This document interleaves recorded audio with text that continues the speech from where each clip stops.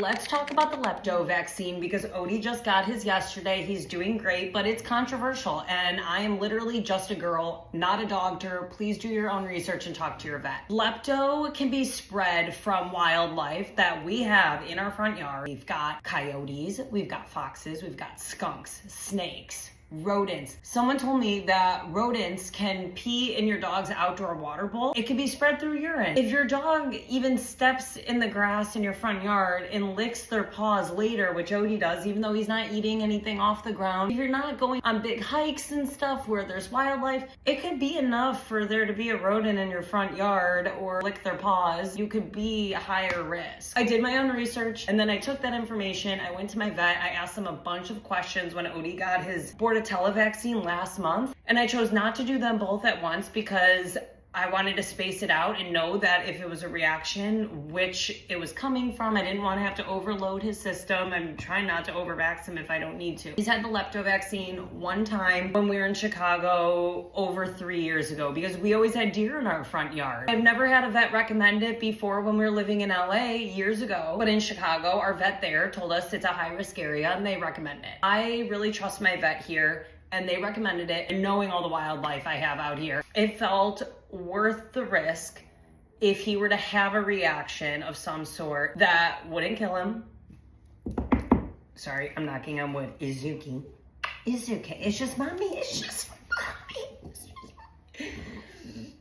But the risk to me of him getting lepto was not worth it because sometimes once they've gotten it, it could already be too late and that is never worth it. I also chose to bring him in first thing in the morning on a weekday so that if he had any reaction, I could bring him right back to the vet. Was not gonna do it on a Friday afternoon. He was just a little sleepy, but he usually is anyway. Since the last time he had this vaccine was years ago, he needs to go back for a booster in 4 weeks. And then he'll get it annually. There's also something called, I don't know how to pronounce it, if it's titer testing, but it's basically a blood test that could show you their antibodies. And maybe they don't need a certain vaccine annually. Maybe they need it every 18 months.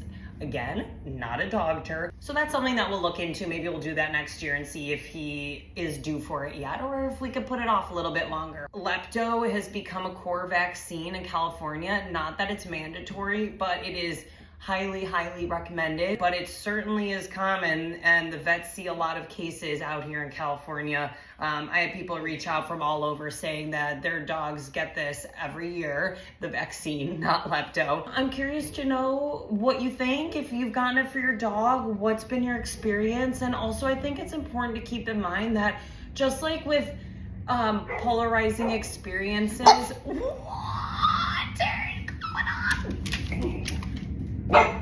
Yeah, what I was saying is with any type of polarizing experience, like for a human going to the doctor or a restaurant, if you have a really good experience, you might write a review. If you have a bad experience, you're gonna write a review. And so that's hard to go off of because you might hear so many stories and there might be a lot of stories in the comments that might scare you off from getting the vaccine, but just keep in mind how many people might just have a neutral experience and not be talking about it. We did it years ago. We did it yesterday. He's completely fine. He's protected now. And he's literally just a baby. Oh, one more thing. When I was expressing my concerns to the vet tech, she told me that in recent years, they have updated the vaccine so that dogs are having more positive responses than they were in the past. So keep that in mind, I guess, if this was something scary you haven't thought about in years, or maybe if your dog or someone you know had a reaction years and years ago, it might be better now. Again, do your own research, talk to your vet, and keep your babies safe, okay? Love you, bye. Last thing, this can also be spread to humans. So if you want to protect yourself and your dog, maybe look into this. Again, not medical advice, but look into this.